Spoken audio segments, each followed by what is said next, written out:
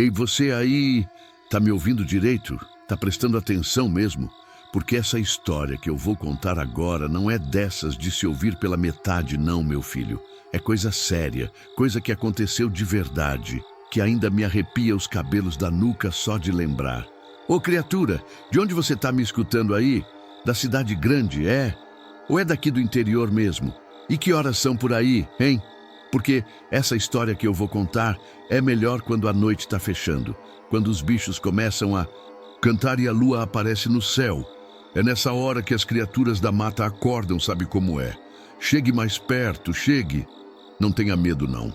Eu sou só um velho contador de histórias, dessas antigas, que passam de pai para filho há gerações aqui no sertão. Mas essa que eu vou contar hoje, essa é diferente, meu jovem. Essa não é lenda, não. Essa aconteceu mesmo, com gente de carne e osso, igual você e eu. Sabe, tem coisas nesse mundo que a ciência da cidade não explica, não. Tem criaturas que vivem nas matas escuras, longe dos olhos da civilização. E quando uns meninos cheios de coragem resolvem ir atrás dessas criaturas com suas máquinas de filmar, bem, aí é que a coisa fica preta, meu amigo. Você já ouviu falar do último uivo do lobisomem? Não? Então se ajeite aí nessa cadeira, porque essa história vai fazer você repensar tudo o que acredita sobre o que existe ou não existe nesse mundão de meu Deus.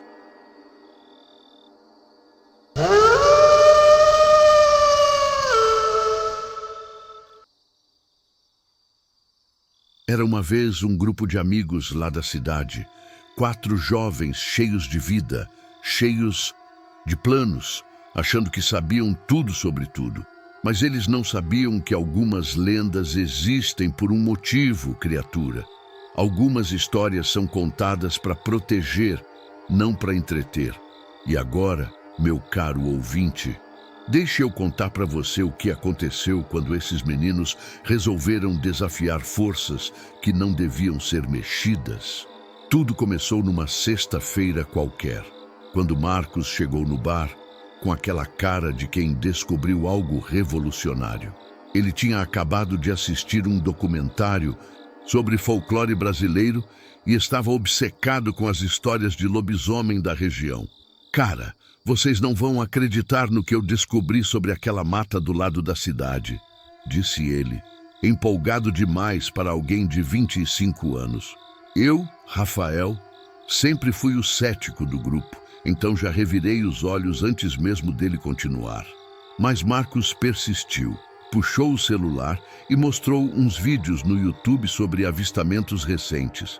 Ana, minha namorada, ficou interessada na parte histórica.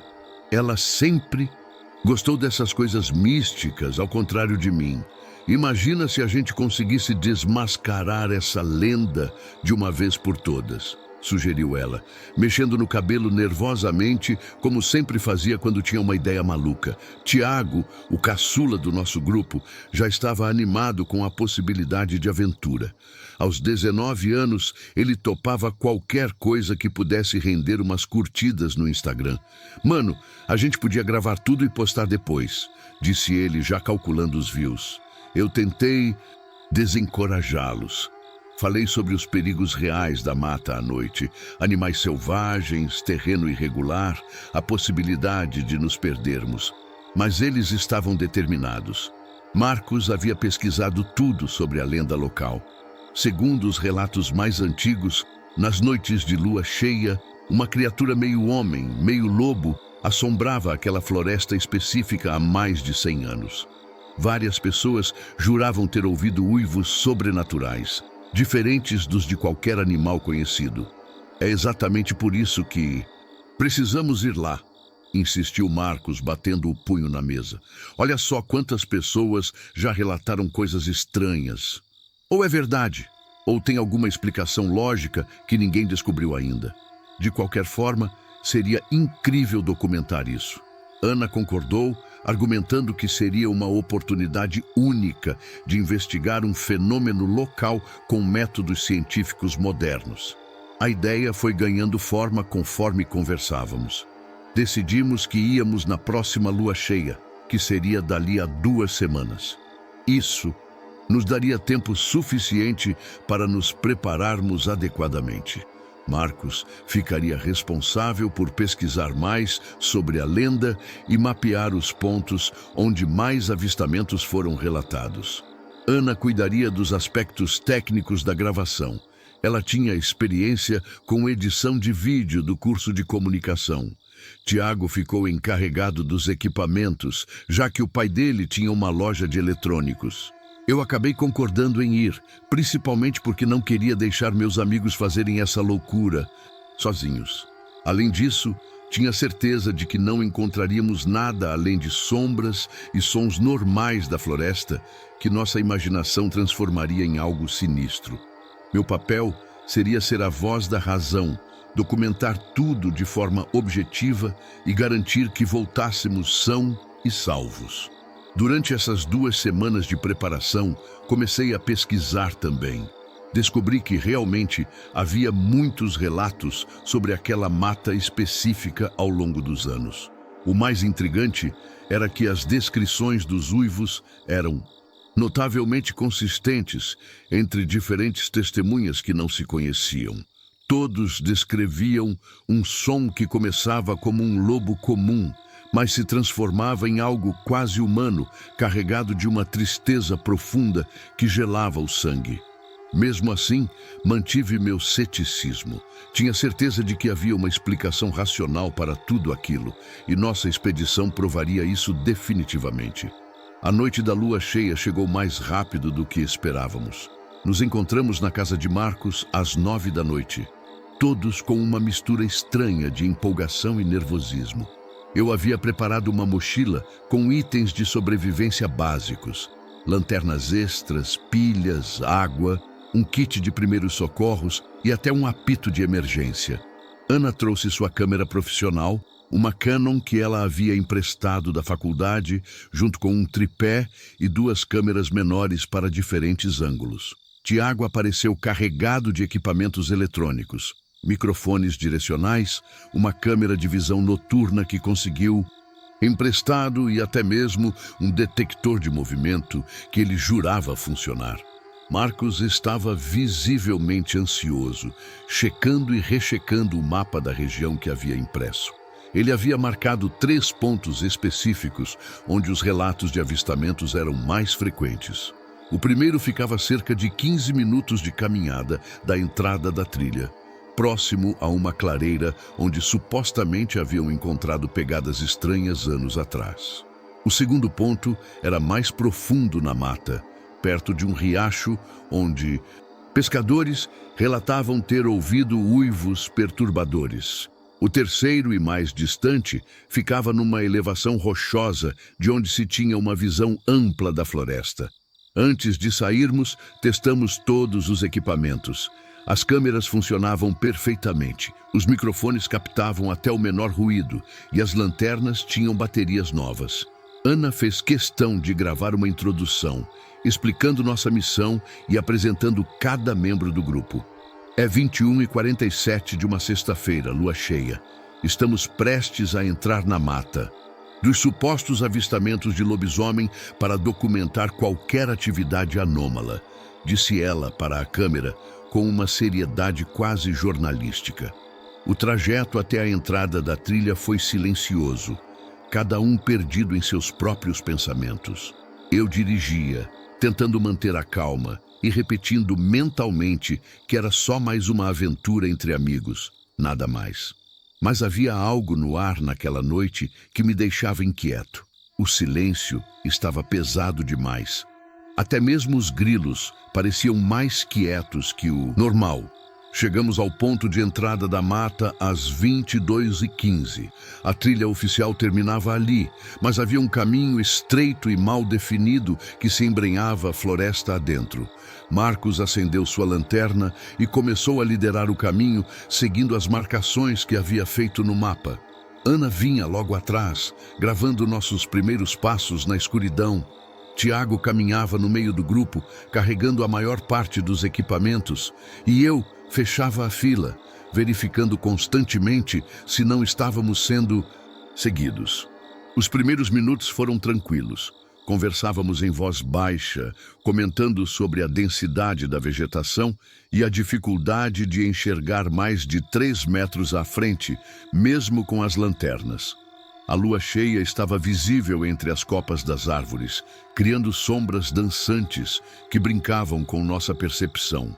Tiago ligou o detector de movimento, que emitia pequenos bips esporádicos, provavelmente captando pequenos animais noturnos. Foi quando chegamos ao primeiro ponto marcado que a atmosfera começou a mudar.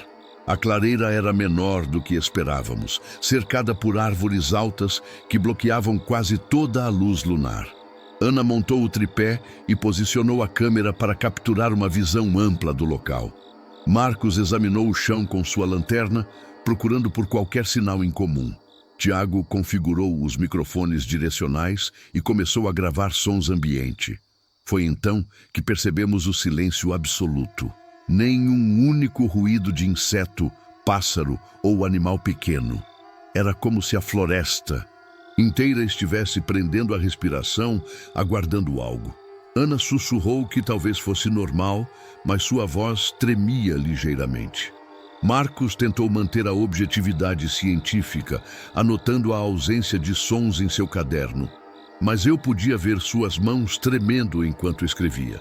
O primeiro uivo veio de lugar nenhum, cortando o silêncio da floresta como uma lâmina. Todos nós paralisamos instantaneamente, nossas lanternas tremulando nas mãos tensas. O som começou baixo, gutural, como o de um lobo, comum, mas foi crescendo e se distorcendo até se tornar algo completamente diferente. Havia uma qualidade quase humana nele, um lamento que parecia carregar séculos de sofrimento. Durou apenas uns 15 segundos, mas foi tempo suficiente para fazer meu coração disparar e minha pele se arrepiar completamente.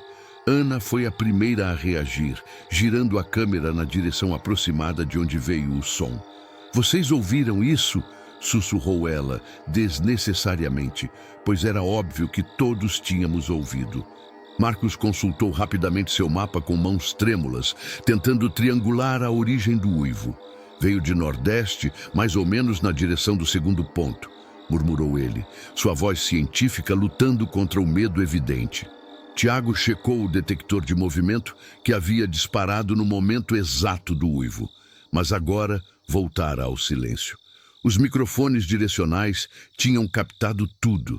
Ele conferiu os níveis no equipamento e confirmou que o som foi registrado perfeitamente. "Cara, isso não foi um lobo normal", disse ele, o entusiasmo inicial dando lugar à inquietação. "A frequência está toda errada, olha aqui no display." Decidimos continuar em direção ao segundo ponto, seguindo a trilha precária entre a vegetação densa. Eu tentava manter a racionalidade, repetindo para mim mesmo que poderia ser qualquer coisa. Talvez um animal ferido, ou mesmo alguém fazendo pegadinha conosco. Mas no fundo, uma parte primitiva do meu cérebro estava gritando para voltarmos imediatamente para a segurança da cidade. Caminhamos por mais 20 minutos em direção ao riacho. A cada passo, o silêncio da floresta se tornava mais opressivo. Era como se estivéssemos sendo observados por olhos invisíveis escondidos entre as árvores. Por 2 vezes, jurei ter visto movimentos nas sombras com o canto do olho, mas quando direcionava a lanterna para investigar, encontrava apenas galhos balançando sem vento algum. O segundo uivo veio quando estávamos a meio caminho do riacho. Desta vez, foi diferente. Mais próximo, mais intenso e com uma qualidade que fez meu estômago se revirar. Não era apenas um som, era quase como se carregasse emoções puras. Raiva, fome, uma solidão ancestral que transcendia qualquer coisa que eu pudesse compreender. Ana começou a chorar silenciosamente, ainda mantendo a câmera firme, mas lágrimas descendo pelo rosto. "Isso não é normal", disse Marcos, sua fachada científica finalmente se fragmentando. "Nunca ouvi nada parecido na vida." Tiago estava verificando compulsivamente seus equipamentos, como se a tecnologia pudesse oferecer alguma proteção contra o que quer que estivesse lá fora. O detector de movimento agora apitava constantemente, mas de forma irregular, como se algo grande estivesse se movendo em círculos ao nosso redor. Foi então que notamos as pegadas. Marcos as descobriu quando sua lanterna iluminou o solo lodoso próximo a uma poça d'água. Eram maiores que pegadas humanas normais, mas menores que as de um urso. O formato era perturbador. Tinham dedos alongados, com o que pareciam ser garras, mas também mostravam traços humanoides na estrutura geral do pé. Jesus Cristo, murmurei, me abaixando para examinar melhor as marcas. Elas pareciam frescas, a lama ainda úmida nas bordas. Pior ainda, elas formavam uma trilha que seguia exatamente o caminho que estávamos percorrendo. Ana gravou tudo meticulosamente, suas mãos tremendo tanto que teve que usar o tripé para estabilizar a imagem. O terceiro uivo foi o pior de todos. Veio de várias direções ao mesmo tempo, como se múltiplas criaturas estivessem nos cercando. Mas havia algo ainda mais aterrorizante nele. Parecia estar tentando imitar a voz humana, formando sílabas distorcidas que soavam vagamente como nossos nomes. Tiago se agarrou no meu braço com força suficiente para deixar marcas, e mesmo eu, o cético do grupo, senti minha convicção racional começar a ruir completamente diante do inexplicável. O ataque veio sem aviso. Um estrondo violento de galhos quebrados explodiu da nossa esquerda, seguido por um rugido que não pertencia a este mundo. Algo enorme se moveu entre as árvores, com velocidade impossível, criando uma sombra que bloqueou momentaneamente a luz da lua. Ana gritou e deixou a câmera cair, o equipamento se estilhaçando contra uma pedra. Tiago largou seus aparelhos e saiu correndo cegamente mata adentro, seus gritos de terror ecoando pela floresta. "Corram!" berrei, empurrando Marcos na direção oposta à criatura. Minha lanterna iluminou. Brevemente, algo que minha mente se recusava a processar completamente. Uma forma bípede, coberta de pelos escuros, músculos enormes se contraindo sob a pele, e olhos que refletiam nossa luz com um brilho amarelado sobrenatural. Não era completamente humano, nem completamente animal. Era um pesadelo, feito carne que se movia com graça predatória através da vegetação densa. Começamos a correr sem direção, tropeçando em raízes, sendo chicoteados por galhos baixos, perdendo equipamentos a cada passo. Ana chorava descontroladamente enquanto corria, seu soluço entrecortado pela respiração ofegante. Marcos tentava manter algum senso de orientação, gritando instruções contraditórias, enquanto sua própria voz se quebrava de pânico. "Por aqui não! Espera! Volta! Precisa ser por ali!" A criatura nos perseguia sem pressa, como um predador experiente que sabia que sua presa estava encurralada. Podíamos ouvir seus passos pesados atrás de nós, galhos sendo despedaçados pela sua passagem, e aquele uivo terrível que agora sabíamos ser um rugido de caça. De vez em quando, ela rosnava baixo, um som gutural que fazia nosso sangue congelar e nos forçava a mudar de direção em pânico total. Foi quando Ana tropeçou que tudo se deteriorou completamente. Ela caiu com força, batendo o joelho numa pedra e soltando um grito de dor. Marcos e eu voltamos para ajudá-la. Mas quando chegamos perto, a criatura emergiu das sombras a apenas 10 metros de distância. Pela primeira vez, pudemos vê-la claramente sob a luz direta de nossas lanternas. Era maior que qualquer homem, com braços musculosos terminados em garras que brilhavam como metal. Seu rosto era uma fusão grotesca entre características humanas e lupinas. Focinho alongado, cheio de dentes afiados, mas olhos profundamente inteligentes que demonstravam uma consciência cruel. O terror me paralisou completamente. Minhas pernas se recusavam a se mover, minha garganta não conseguia produzir som. Marcos estava ao meu lado, tremendo violentamente, sua lanterna balançando e criando sombras dançantes que tornavam a criatura ainda mais aterrorizante. Ana, ainda no chão, Rastejava para trás, seus olhos fixos na besta que se aproximava lentamente. A criatura inclinou a cabeça, estudando-nos como um cientista observaria espécimes interessantes. Então fez algo que quebrou completamente minha sanidade. Sorriu. Não era um sorriso animal, mas algo horrivelmente humano, cheio de malícia e inteligência. Abriu a boca e emitiu sons que eram quase palavras, uma tentativa grotesca de imitar a fala humana. Vocês vieram brincar? Marcos quebrou primeiro. Soltou um grito agudo e saiu correndo, abandonando Ana e a mim. A criatura virou a cabeça para acompanhar sua fuga, depois voltou sua atenção para nós. Aproveitei a distração para puxar Ana do chão, ignorando seu gemido de dor. Consegue correr? Sussurrei desesperadamente. Ela assentiu, apoiando-se em mim. Começamos a nos mover devagar, tentando não fazer movimentos bruscos que pudessem provocar o ataque. A criatura nos observava, claramente se divertindo com nosso terror. Deu 2 passos na nossa direção e instintivamente começamos a correr novamente.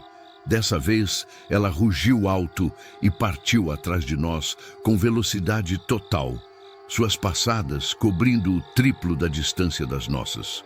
Ouvimos Marcos gritando em algum lugar distante, depois um silêncio súbito que nos encheu de horror. Não tivemos tempo de processar o que isso significava. Ana e eu corremos até nossos pulmões queimarem, até nossas pernas não conseguirem mais nos sustentar, até a floresta se tornar um borrão de sombras e galhos que nos cortavam sem piedade.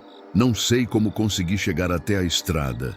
Minhas memórias da fuga são fragmentadas, pedaços desconexos de terror puro. Lembro de Ana gritando meu nome até sua voz se perder na distância, do som de algo pesado se movendo entre as árvores, de galhos cortando meu rosto enquanto eu corria sem rumo pela escuridão total. Em algum momento perdi minha lanterna, depois minha mochila, até que só restou o desespero me empurrando para frente através da mata fechada. Quando finalmente emergi na beira da estrada, estava coberto de sangue. Meu próprio sangue de dezenas de cortes, mas também algo mais escuro que não conseguia identificar. Minhas roupas estavam em farrapos, meus joelhos mal me sustentavam e nas minhas mãos trêmulas carregava os destroços da câmera de Ana. O equipamento estava completamente destroçado, a lente rachada, o corpo amassado, a tela despedaçada. Mas por algum milagre, ainda piscava uma luzinha vermelha indicando que havia dados no cartão de memória. Um caminhoneiro me encontrou cambaleando pela rodovia às 4 da manhã. Ele disse depois que eu estava delirando, falando sobre lobisomens e gritando nomes que ele não conseguia entender.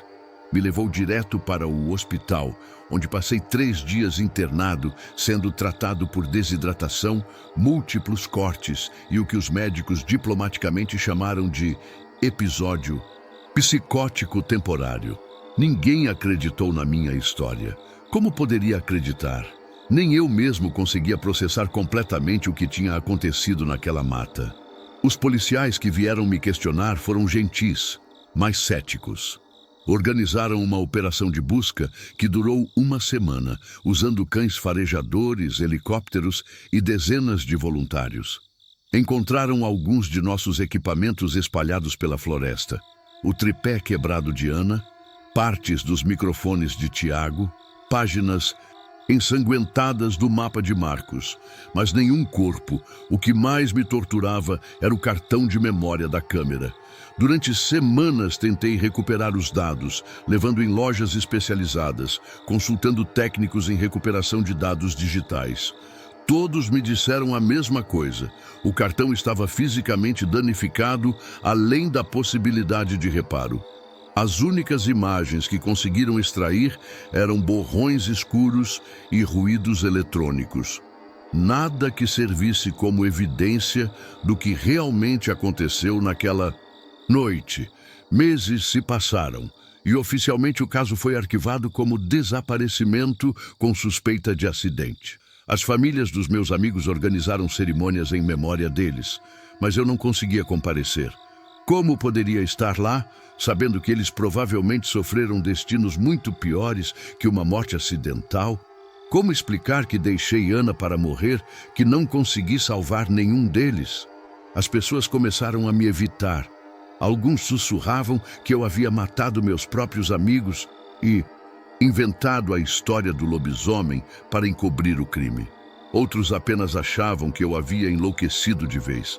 Perdi meu emprego, depois meu apartamento, depois qualquer semelhança com a vida normal que tinha antes. Mas eu sabia que a criatura ainda estava lá. Nas noites de lua cheia, quando o vento soprava da direção daquela mata maldita, eu podia ouvir ecos distantes daquele uivo terrível. Não estava imaginando. Outros moradores da cidade também começaram a relatar sons estranhos vindos da floresta. Mas ninguém tinha coragem de investigar e eu não tinha coragem de voltar. 3 anos se passaram desde aquela noite. Vivo sozinho num apartamento barato do outro lado da cidade, sustentado por trabalhos eventuais e bebida demais. Mantenho as janelas sempre fechadas e durmo com as luzes acesas. A câmera destruída ainda está guardada numa gaveta da minha mesa, junto com fragmentos de memórias que preferia esquecer. Ontem, encontrei uma notícia no jornal local sobre novos desaparecimentos na região. 3 jovens que foram acampar perto da mesma mata e nunca voltaram. A polícia está organizando nova operação de busca e sei que não encontrarão nada além de equipamentos quebrados e pegadas impossíveis na lama. Parte de mim quer avisar as pessoas, contar a verdade sobre o que vive naquela floresta. Mas quem acreditaria no louco que sobreviveu sozinho e voltou com histórias de monstros?